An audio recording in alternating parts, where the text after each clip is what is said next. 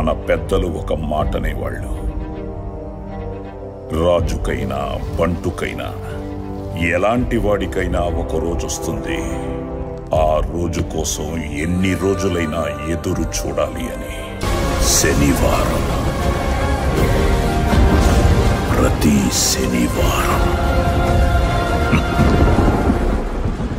సరిపోదంటారా? రకరకాలు, ఒక్కొక్క మనిషి కోపం ఒక్కొక్కలా ఉంటుంది.